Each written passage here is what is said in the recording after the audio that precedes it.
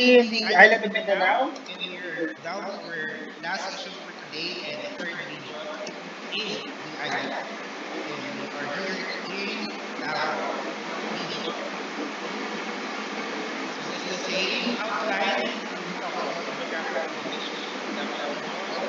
How are we going to get into the region where must try cuisine and a number of local destinations and attractions. So once again, this is your clip.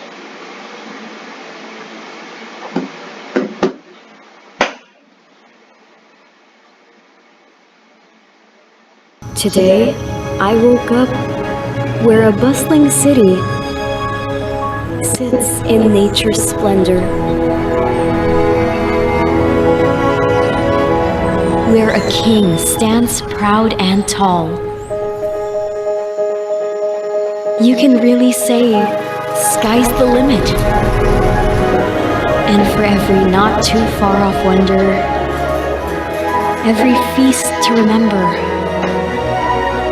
or tranquil escape, it's always magical.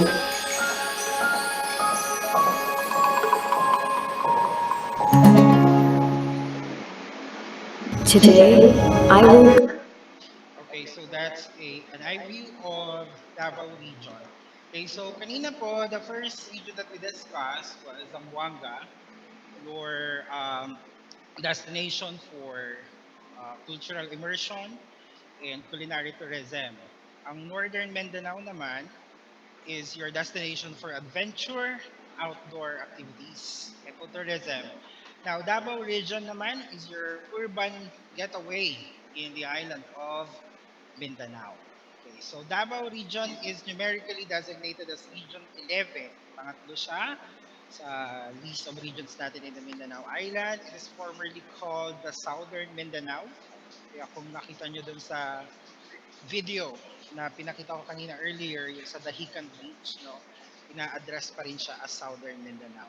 Now, Davao, the term Davao is somewhat ambiguous because it can either mean Davao City kasi we are used to call Davao City as Davao lang.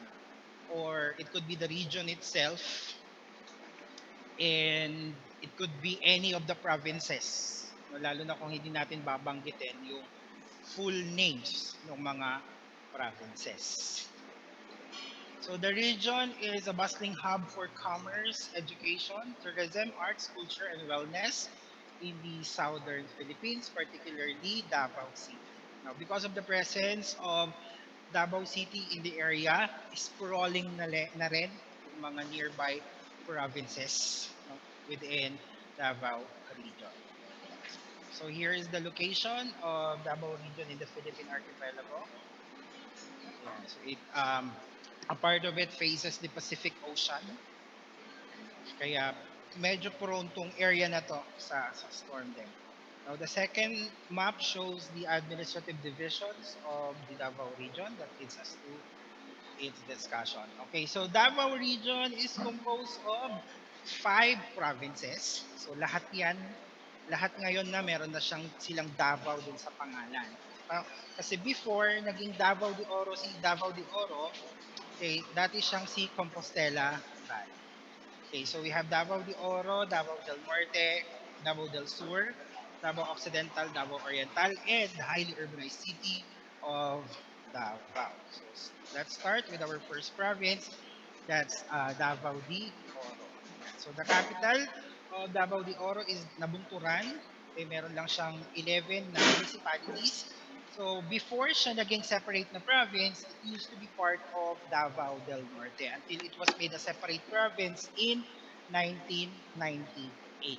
Yan. So yun na nga, kagaya ng nabanggit ko kanina, it was formerly known as Compostela Valley until it was changed to Davao de Oro noong 2019 when they held a plebiscite, no, to ratify the law that proposed to rename the province to Davao de Oro. Kasi nga, um, confusing siya kasi yung Compostela Valley, no, sounds like Cagayan Valley. Then meron ding municipality of Compostela sa Cebu.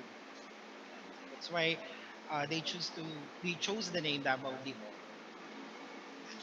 So next province natin is Davao del Norte. Ang capital naman natin dito is Tagum. Yan. So Davao del Norte has just 8 municipalities. So 8 na lang yung natira sa kanya nung inalis yung component ng Davao de Oro plus of course 3 cities. Now, unknown to many, okay, because most of the time when a traveler goes to Davao, Davao City, at kasama or sinama sa itinerary nila ang Samal Island. So akala nila Samal Island is part of Davao City. But actually, Samal Island is part of Davao del Norte. Now, the province, Davao del Norte, is also known as the banana capital of the Philippines. So, meron ditong isang malaking banana plantation turned into a resort. Okay, next is Davao del Sur. Ang capital naman po nito ay Digos. So it has just 9 municipalities and 1 city. That's the capital. Bounded, of course, Davao del Norte, Davao North Cotabato, and Sultan Kudarat to the west, Sarangani and South Cotabato to the southwest. And the next one is the province of Davao Occidental. Ang capital naman natin dito is Malita. Yan, sila yung nasa edge ng Davao Region. Yan. So they only have 5 municipalities. So it also shares a maritime border with Indonesia. Yan, particularly the province of North Sulawesi to the south.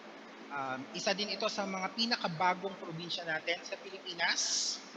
Okay, it was just created last 2013. No?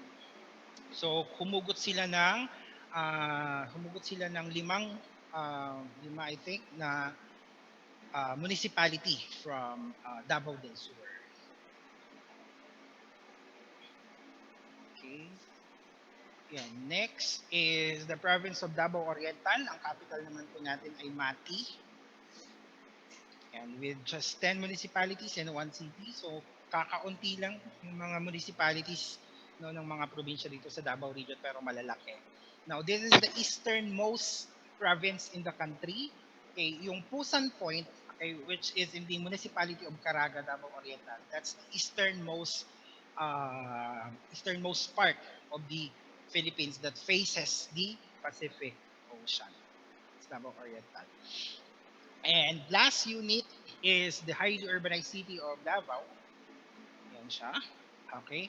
So this is the largest city in the Philippines in terms of land area. But in terms of population, it is the third most populous city in the Philippines after Quezon City and Manila. But Davao is the most populous city in the whole of Mindanao. So geographically, it is located in Davao del Sur.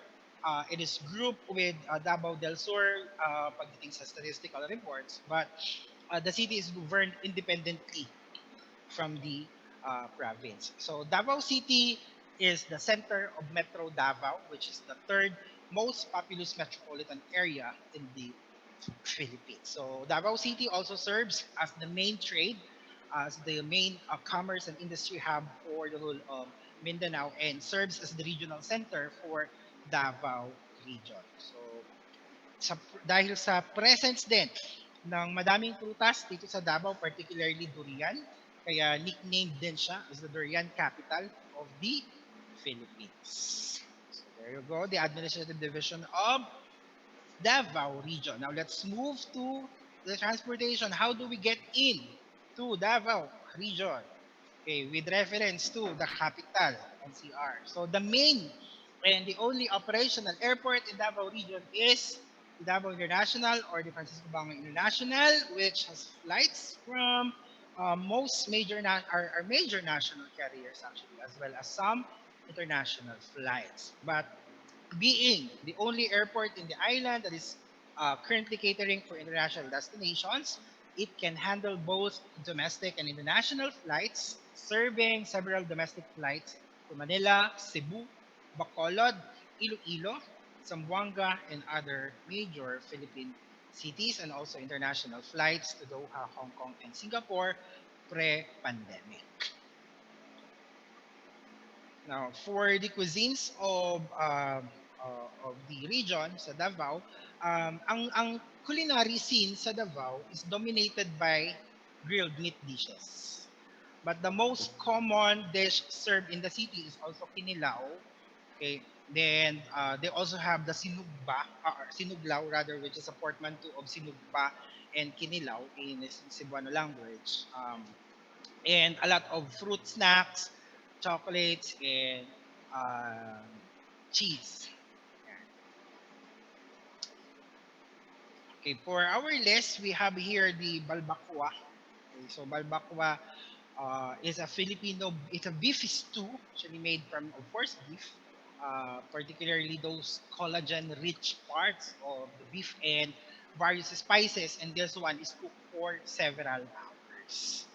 Then yun, as mentioned, we have sinugba, sugba, or any food that are cooked on a grill over charcoal. So ayun, for the most part of culinary scene in Davao region, no, most of the dishes are grilled, from tuna, from chicken, pork, puro grill. Yeah, and then we have pak fry. Okay, so what's with this pak fry naman? It's a derivative of the words paksiw and fry. So meaning dalawang processes yung ginawa dito para siya maluto. Pinaksiw muna, then prinito. And oftentimes, ang ginagamit dito ay buntot ng tuna. Then we have the nilutlot. Okay, this is common dish among the indigenous people in the highlands of Davao del Sur sa may Kapatagan. There's this a village in there where you can experience the authentic cooking of nilutlot. Then, of course, Davao region is home to a lot of fruits, specifically durian. We have also here mangosteen, the pomelos. And over time, Davao became synonymous with chocolate and cheese because of Malagos Gardens, okay, which we will also mention later on dun sa ating top destinations and attractions. Now, for our top destinations, of course, topping the list is Davao City. This is a touristy city. Okay, uh, oftentimes part of the initial bucket list of Filipino travelers. Then we have Davao del Norte, Samal Island specifically, and Dahican Beach in Davao Oriental. So for our top attractions, okay, let's start with Davao de Oro. So Davao de Oro again is formerly York Compostela Valley. No, probably Davao de Oro kasi the province is rich in gold deposits. But of course, hindi lang sa gold yan, marami din naman silang unspoiled na spots. And um, actually, Davao de Oro ay napapasama na rin sa mga sa top list for overnight stays, okay, because of the presence of a high-end and luxury resort here. Yan. So, topping the list with Davao de Oro is the Awaw Falls. Okay. Siguro sa dami nung naipakita ko na sa inyong mga waterfalls, you can easily distinguish, or yung parang wala na silang pinagkaiba. No? But for Awaw Falls, you can really distinguish it apart from other waterfalls. Hindi siya ganun kataasan. It's just roughly 20-meter ang kanyang cascade, but the water cascades into a regular boulder na parang nagke-create ng curtain of waters. The basin is just shallow, just ideal for some dipping. Then we have the Tagbibinta Falls. Okay, this is a top spot here in Davao de Oro. This is the most majestic waterfall in the province with 700 feet drop into the basin, surrounded by also green foliage, lush vegetation as well. Now, kung yung Awal Falls kanina, meron siyang tatlong canyon. Okay, Tagbibinta Falls naman has seven caverns. Okay, next, yan. Copiat Island, ito talaga ang puntahan dito din sa Davao de Oro. This is one of the best spot here in Davao de Oro, just overlooking sa southwestern part of the mainland. Around 90-hectare island ito, which is considered as the crown jewel of the province, fringed with coconut trees, mangroves, white sand beach, and all those stuff that we need for a tropical getaway. So here, sa Copiat Island, nandito ang luxury resort na Lubig. Lubig. plantation. Okay, so ito yung pinupuntahan talaga sa Copiat Island. So CBB Plantation, okay, this is a beachfront, this is a luxury resort, okay, managed by Dusit family. That's why yeah, the hospitality is gracious. They have this tropical elegance here. Um, it has this perfect tropical weather year round. So we are surrounded here with white sand beaches, unique marine life, and nice weather. So that's HBB Plantation. Okay, next is the Havens Peak Highland Resort. So Havens Peak Highland Resort, okay, from its name alone. Okay, so it is nestled on a peak in a highland. Okay, that offers a skyline experience to give you a panoramic view of the surrounding areas. So during damp days, no, you will be also enveloped here with thick fog. No, that's why ang Davao de Oro is actually considered as the summer capital of Davao del Norte. Then we have the Mainit Sulfuric Hot Spring. So it looks like a little messy dito sa ating photo, but it's one of the iconic spots here in Davao de Oro. This is a unique hot spring. Usually kasi pagka hot spring, may gagawin silang man-made malapit sa kanyang basin. But for this one, it's a hot spring with waterfalls actually. So you can just enjoy the bathing and steaming uh, uh, in the waterfall, cascading down those huge boulders. Okay, that on it. Then lastly is the Lake Leonard. Okay, it's also a popular spot here, roughly 200 hectares. And before it was used, this one was used as a dumping site for a mining company. And now, due to, syempre, changing priorities, now it is promoted as an ecotourism destination. So the lake is actually a crater of an active volcano, okay, in Davao Lake. Right? So those are the top attractions for the province of Davao de Oro. Let's head to our next province. That's Davao del Norte. So Davao del Norte, again, is the coastal volcanic capital of the Philippines because of the vast and the fertile agricultural landscape here. It is also home to the world's biggest cropping of fruit bats and the world's biggest forest fire. So, due to the abundance of ecological wonders here or eco and cultural wonders here in Davao del Norte, it's one of the fastest rising ecotourism destinations in the Philippines. And topping the list, of course, is the island garden city of Samal. So this is the crown jewel of Davao del Norte, home to unspoiled beaches, stunning limestone rock formations, thriving marine life, diverse flora and fauna. Really your ultimate tropical getaway here in Davao del Norte. So for guests heading to the Island Garden City of Samal, most commonly na pinag-stay dito is that if you are into the luxury side, either you stay at Pearl Farm Beach Resort, and if you're on the budget side, it's Paradise Island Tropical Beach Resort. Okay, syempre, as an island, okay, ang primary attraction nila dito is the beach. Now, if you are looking for a cheap option, you may check out this one, the Kaputian Beach. It may be a public beach. It is managed by the local government, but again, it's not worth visiting because uh, this is maintained. The area is clean, and everything is nice here.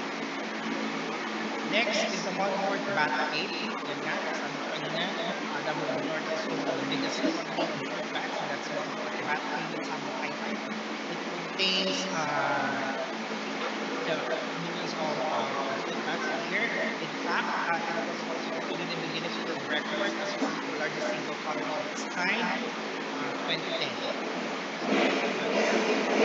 So really a lot there. At first, parang nakakakilabot yung itsura nila, but it's kind of amazing to visit the area. Yan. We have the Hagibit Falls. If you remember that waterfalls in Sinihor, it basically looks like that. Hindi siya ganun kataasan. But of course, it has its own enchanting allure. So when people look at the cascade, it's like a long curtain with white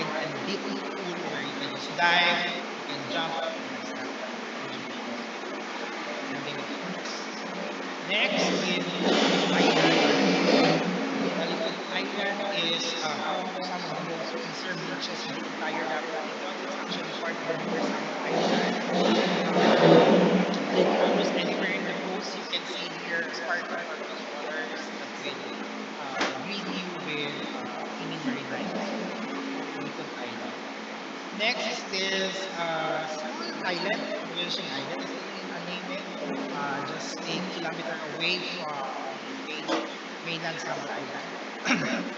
So, Wishing Islet, tinawag nilang Wishing Islet ito kasi enchanted daw itong small parcel of land nito. However, nung dumating ang Christianity dun sa island, syempre, nawala na yung mga ganung life.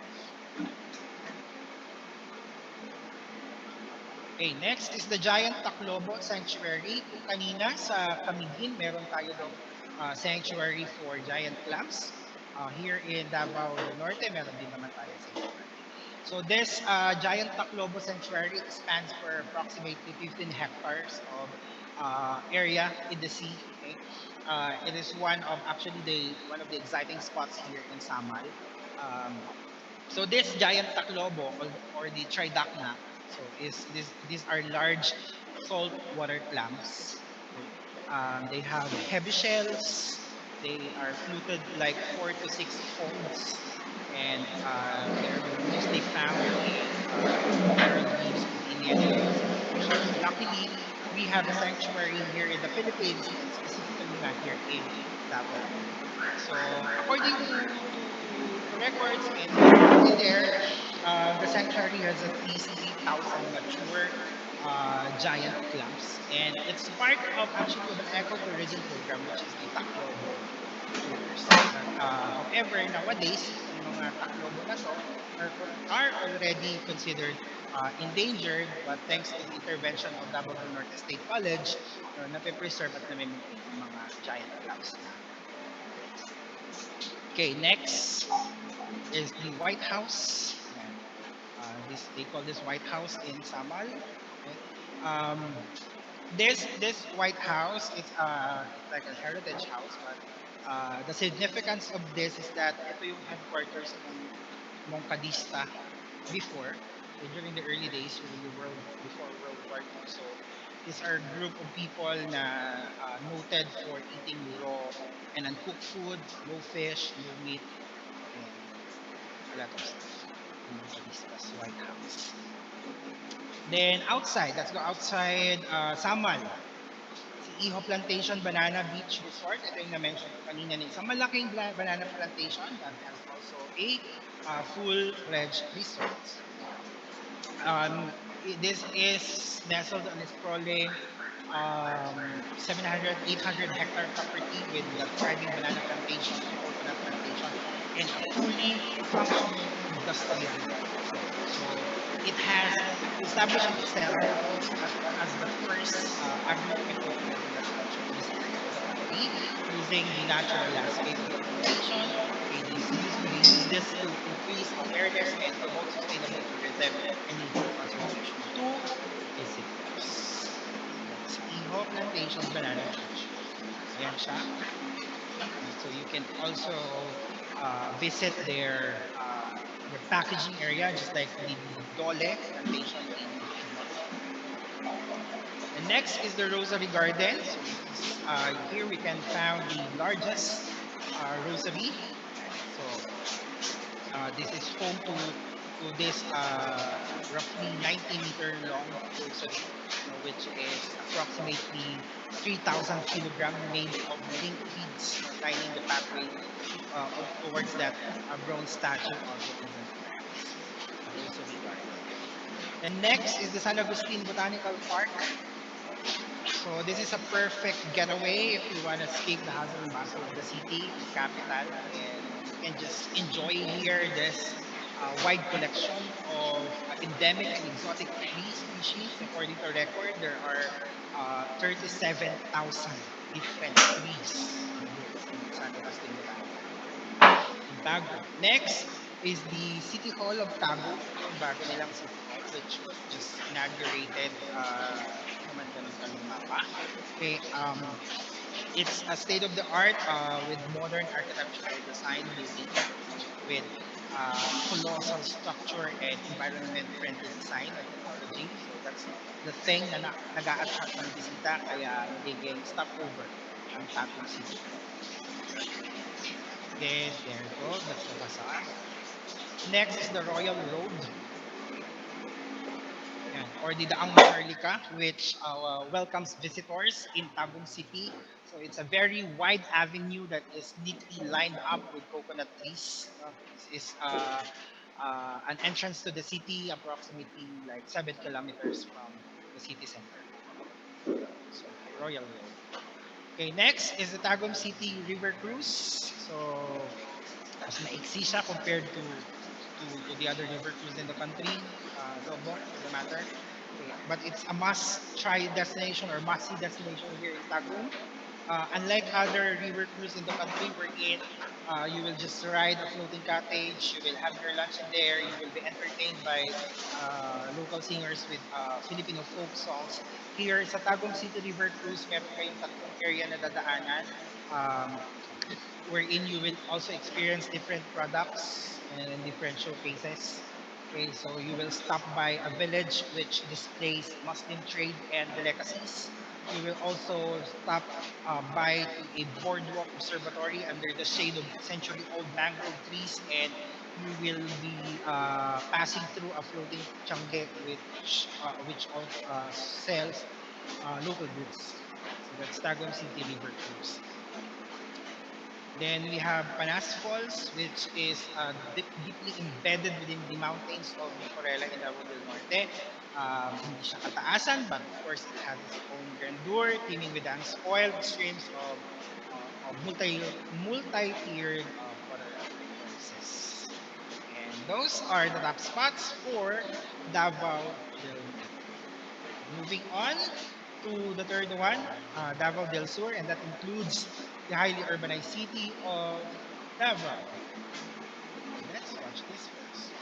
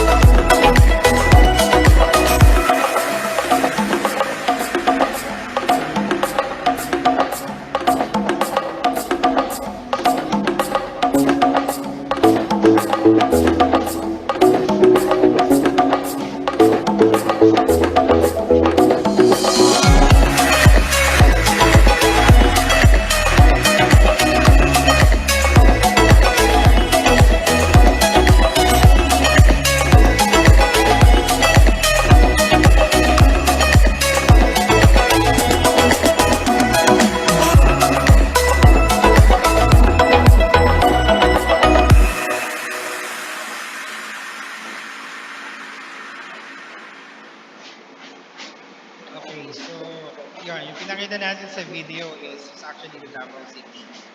Okay, so number one on our list is the Eden Nature Park. So Eden Nature Park is a pine forest. Is situated in a pine forest in a with a cold mountain air with breathtaking viewpoints.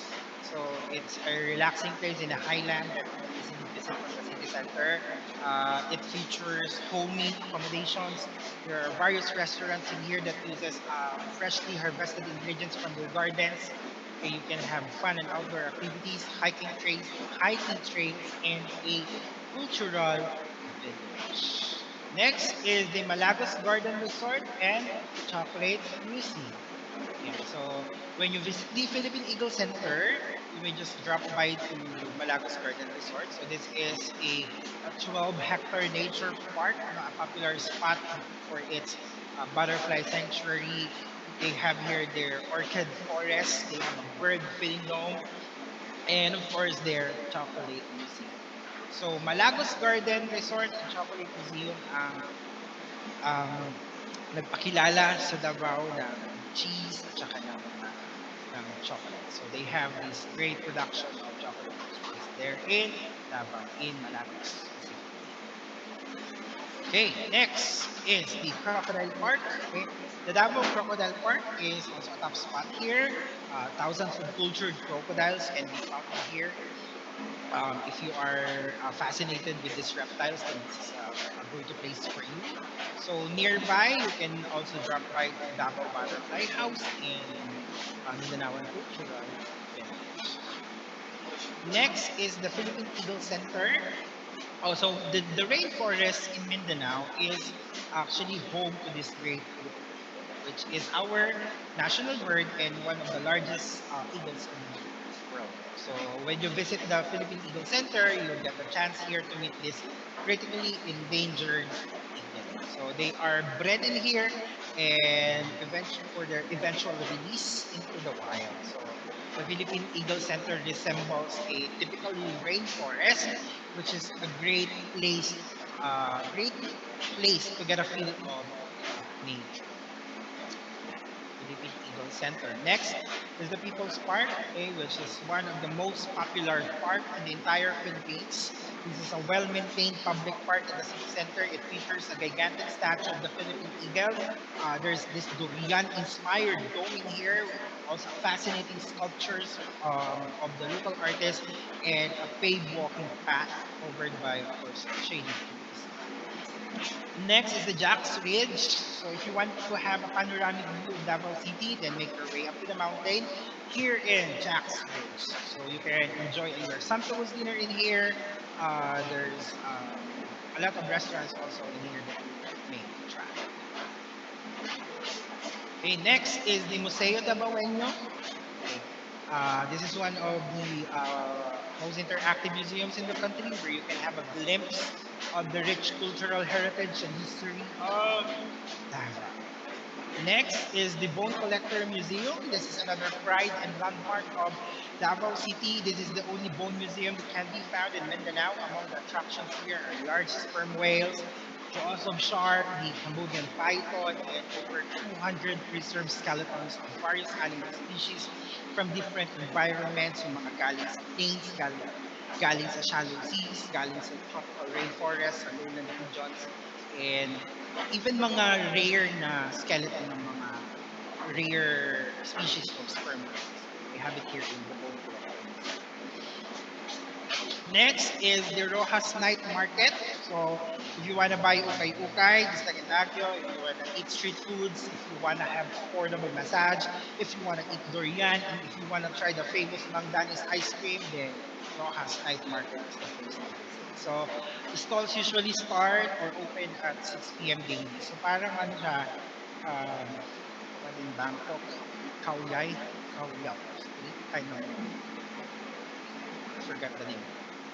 Anyway, moving on to the Bangkerohan Public Market. So this is considered as the market of all markets here in Davao. So you can found here complete, fresh, and less expensive products, fruits. So that's what makes the Bangkerohan Public Market a perfect place for you guys to buy your pasarol. Now, if you want to taste fruits straight from the trees, okay, then head to Partosa Farm or Partosa Durian Farm. Okay. This is a major agri or farm tourism destination in this part of Davao City. Yes, the name is Partosa Durian Farm, but hindi lang naman siya home to durian trees. They also yield berries. They have mangosteen, other fruits. They also have livestock, goats, permaculture, fish. So basically, this is an integrated farm. That's quite awesome. Next is the Statue of David and Bay Walk, or the David's Edge Seawall, or the Queensland Park. Yan. So that is the beachfront park that commands a stunning view of the early sun rising in the morning and the vastness of the Gulf of Davao. Um, it is beautifully situated in the coastline of Times Beach and Marina Aply. Yan. So near Echo Land in Davao City. Next is the Longhua Buddhist Temple, okay, which is also known as the Longhua Temple. This is the biggest Buddhist temple in Mindanao and easily reached by transportation from the city center. Then we have the Tamayong Prayer Mountain. Okay. Personally, this is one of my favorite spots in Davao City, yung the Tamayong Prayer Mountain. So anong meron dyan? Um, Also named as the Covenant Mountain and Prayer Center. So this is a property of Pastor Apollo Kibuloy. Yan. So it's a haven of prayer, peace, for contemplation, for soul searching, yung mga members nila. So ano yung mga unique stuff na makikita dyan sa Tamayong Prayer Mountain? Yung mga colorful European-inspired houses. There you go. Magandang blue. Yan siya. So, para kang napunta sa ibang bansa when you're in Tamayo. Okay, next is the San Pedro Cathedral. This is the oldest church in Davao City, also known as the San Pedro Cathedral. This is already a historical landmark. It is considered as a national cultural treasure. One thing that you will notice when you visit San Pedro Cathedral is the distinct curved roof that resembles vinta or the traditional sailing boat. Yeah. Okay, next is the Davao Chinatown. It's actually the largest Chinatown in the Philippines, okay, by land area, and this is the only one in Mindanao. But it's primarily a residential area compared to Binondo Chinatown. Ang Binondo kasi is commercial area, industrial area. So the Davao Chinatown naman is residential. Then, of course, the majestic Mount Apo, the highest mountain in the Philippines, the father of Philippine mountains. Okay, every mountainer's dream. So, of course, trekking Mount Apo will lead to something mystic encounter with the bossy forest, open grasslands, swamps, rivers, lakes. And there at the summit, you'll see a sunrise and sunset that complements the city lights. Okay, next is the Kapatagan Highlands. This is a highland valley in Davao del Sur, which is a popular for outdoor adventure destination because of the many unique wonders and sights that can be found and experienced there. So it's really a respite if you are coming from Davao City and you just need to escape the hustle and bustle of Davao City and ayaw mong lumayo, then Kapatagan is the best place for you. So ano-ano makikita natin dito sa Kapatagan? Nandun dito ang Camp Sabros, which is your regular outdoor adventure camp with adventure activities, adventure facilities, zip line, slide for life. Yan. The campground is composed of lush greeneries, of tall pine trees covering all the areas. Camp Sabros. Then we have the Camp Patagan Lake Mirror and Hillside. So this is formerly the Mount Apo Highland Resort. It's in the uphill portion of Kapatagan. This is a two-part mountain resort complex. There's this Lake Mirror, yeah, which has a cold spring pool and a campsite. And there's this the hillside as well, where you can find those Asian palm civets na inaalagaan nila, yung nagpo-produce ng civet coffee, which is the world's most expensive coffee. So that's in there, the Kapatagan Lake Mirror and Hillside. Ayan yun yung mga um, civets. Then we have the Kublai Art Garden. The Kublai Art Garden is that if you are into creative work of arts, yeah, you must try the Kublai Art Garden. So makakita tayo dito ng various sculptures and statues that are made by Kublai Mindanaoan artists. So, ang mga sculptures and statues dito are gigantic. So, they are aimed to promote the tradition, the culture, the history of the native tribes of Kapampangan. Okay, next is the Tibolo Village, okay, located at the foot of Mount Apo. So malapit lang siya sa may Kaptagan Hillside. So here they are showcasing the Mindanaoan tribal village of the Bagobo culture, where you can spend a day and immerse with the community. So you will meet, you will greet, you will get to interact with the Bagobo tribe, you will learn their culture. Yung nabanggit natin kanina na isa sa mga must-try dishes dito sa Davao del Sur, yung nilotot. Dito ma-experience natin yan kung paano sila niluluto at pine-prepare every day. So, Tibolo Village. Then we have the Virgin Falls. Yan. So, for the most part, yung mga umakyat ng Mount Apo, madalas nasa-side trip sila dito sa Virgin Falls. So, hindi naman siya ganun kataasan, but it's a great area to have a rest, a respite from your hike. Then we have the Pasig Islet. So this is a man-made islet that serves as a base for Coast Guard before siya nabili ng provincial government para gawing tourist attraction. So it is glazed with white sand. It has also clear waters. The Pasig Islet. So there, those are the top spots for Davao City and Davao del Sur. Let's head our way to Davao Occidental. Yan. So Davao Occidental prides itself as again one of the newest provinces in the Philippines. Surprisingly, it may be one of the newest, but it is one of the fastest growing provinces in the Philippines economically. And when you are growing economically, syempre tangay-tangay doon ang local tourism. Okay, so in fact, Davao Occidental stands to be among the premium ecotourism destinations in the country, but it's yet to be developed. The good thing is that they have a very great tourism development agenda in mind. Yeah. So ano-ano makikita sa Davao Occidental? So meron we have here the sleeping dragon. Okay, they call it a sleeping dragon because it resembles daw a sleeping dragon. Okay, but I was able, I had a chance to visit this one pero hindi ko lang makita yung resemblance ng island sa dragon. Maybe I was in the wrong spot before. Yan. But of course, apart from that resemblance, syempre magaganda yung magaganda rin naman yung beaches dito sa may area ng Sleeping Dragon, which is the Zur Buwan. Next is the Balut Island, a top spot for Davao Occidental, famed for its relaxing hot springs, sandy beaches. It's a popular camping site for backpackers and yeah, the budget travelers, the Balut Island. Okay. Nearby is yan, that's Balut Island. The Olanivan Island, okay, also a top spot for Dabok, okay, with white sandy beaches complementing the turquoise waters. There's this historic lighthouse in here that also stands on the island.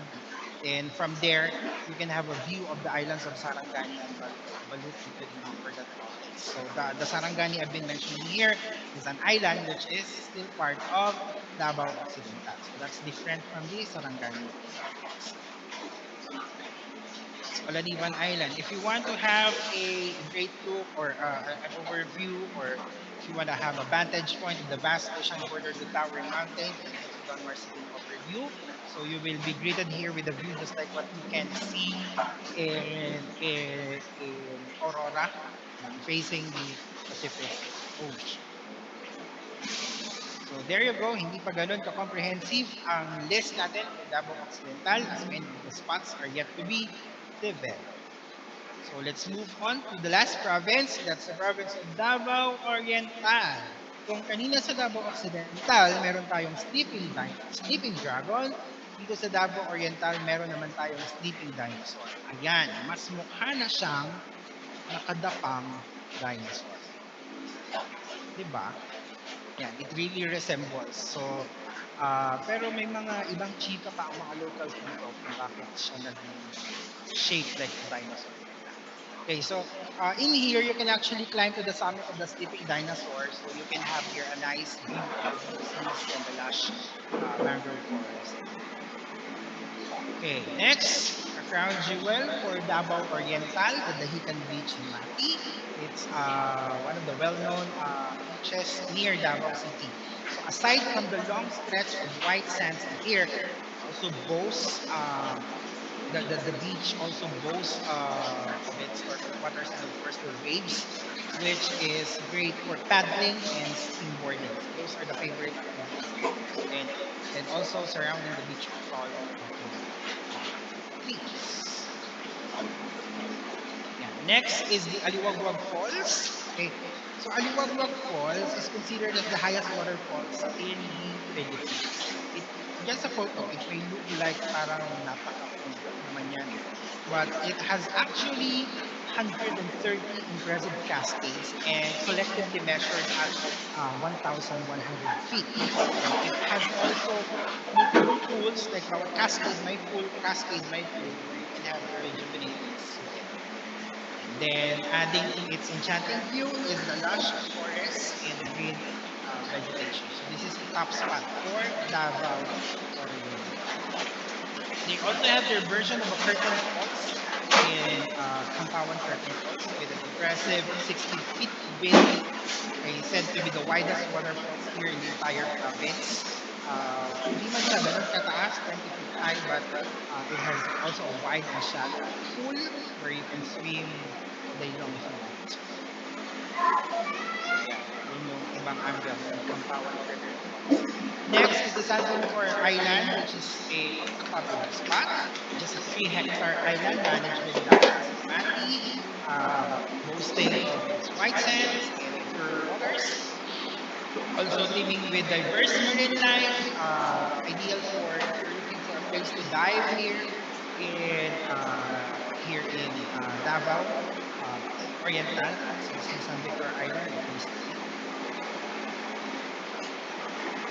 Okay, next, Davao Oriental is also named or nicknamed as the Museum and Parks Capital of the Philippines. Okay, so tignan natin itong mga susunod na attractions.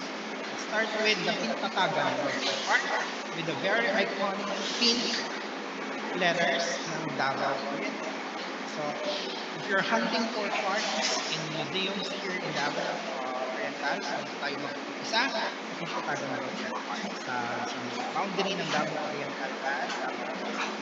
So, andito nga yung enormous na welcome marker na kulay pink, which signals your entry to the province. So, selfie spots for tourists, yan, with complete tourist facilities, may outposts, may malinis na restroom, and a mini cafe.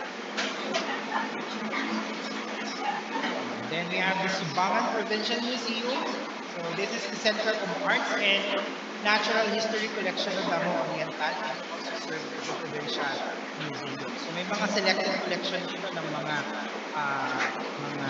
artifacts from the Mandaya, from the Calagan indigenous groups. Recently lang siya na-complete, but it is a very wide and nice collection. This is also home to one of the world's largest sperm whale here in the Philippines. Yan sa pinangalanan nilang si Davao, short for Davao Oriental. So, nandiyan yung kanyang skeleton, roughly 20 tons yung bigat ng skeleton na yan. So, of its kind, it's the sixth or seventh largest bone collection or bone showcase of sperm whale in the world. Whew. Next, ayan, Mount Hamiguitan Eco Park and Natural Science Museum. So, si Mount Hamiguitan muna tayo. Ano? Sa Mount Hamiguitan, it hosts the world's largest pygmy forest covering roughly 1,200 hectares. It's a critical sanctuary to many endangered species, including our Philippine mountain gazelle. But because of the rich ecosystem, rich presence of flora and fauna, Mount Hamiguitan is listed as a UNESCO World Heritage Site. So pwedeng mag-hike dito, and you can see bizarre sights of flora and fauna, including the mossy forest and orchids. Papasok doon. Yan, yung mga pygmies ang makikita natin dito. And the Mount Hamiguitan Eco Park and Natural Science Museum is the one taking care sa ating Mount Hamiguitan. Excuse me po. Yeah, next is the Pusan Point Science Discovery Center and Eco Park, which is located in the municipality of Caraga. Okay, don't be confused rather. Caraga is municipality of Davao Oriental, Caraga region. Yeah, so the municipality of Caraga is just off the vast Pacific Ocean, and as mentioned earlier, yung Pusan Point. Yan, Pusan Point. That's the easternmost point in the Philippines. So sa Pilipinas, sila yung unang nakasaksi ng pagsikat ng araw noong January 1, 2000, mga millennial. Yeah, so this area is complete with educational features and amenities. This is an interactive museum with a discovery center, may planetarium, may galaxy walk, may mga various science-related section. And it's quite accessible from the main road, kaya madali din siyang puntahan. This Pusan, it faces directly our Pacific Ocean. Next, the Bagama Sunrise Boulevard, which is strategically also located along the main road, 10 minutes from the town. Okay, this is a picturesque area. It's considered as one of the newest attraction in here. Ang highlight naman dito are the remains of the mangroves that lines up the coast. So itong mga remains ng mangrove, hindi nila tinanggal kasi sabi nila it symbolizes the resilience of the town, of the people in here during the onslaught of Typhoon Pablo noong 2012, I think, or 2012. Yeah, so ayan siya. If you can find the right spot in there, you can still have a picturesque one or a nice photo despite these are mangrove remains. So the boulevard is actually a spot for jogging and walking in the area. Okay, next, let's head our way to Cape San Agustin Eco Park. Ito naman ay located in the southernmost point of the Philippines. Yan. So this one is home to three lighthouses. Tinatawag nilang Tatlong Maria. They were built like 10 years apart, decades apart. So ang sa huling alam ko, dalawa na lang ang operational. Yan. So it is possible to climb up these lighthouses, then you can have a panoramic view of the Celebes Sea and Davao Gulf in opposite direction. Yan. So, Cape San Agustin Eco Park. Ayan na siya. Okay. And lastly, I think this is the last part. Ay, hindi pa pala. The Katiil Riverview Park and Memorial Shrine. So, ayan siya, Memorial Shrine because it is also a shrine. It is a reminder of one of the darkest chapter of the province during the Typhoon Pablo. Again, it also symbolizes the courage, the resilience of the people of Katiil and Davao Oriental. Katiil Riverview Park and Memorial Shrine. And lastly is the Boston Pacific View Park. Yeah, so, unknown to many, no? Meron din tayong lugar na tinatawag na Boston. Boston na lang ang pangalan ng fishing town na to in Davao Oriental. I think this is the town that borders Surigao del Sur, Mindanao. Yan. So, ito yung kanyang really good part. Not really new na rin naman. Okay? It has an amazing view of the vast Pacific Ocean. Kalapit na. Ito yung kanyang area shot. Kalapit. It is not in a residential area, but for its edge, you can have a nice view of the Pacific Ocean. And, yun nga yun. And there you have it. The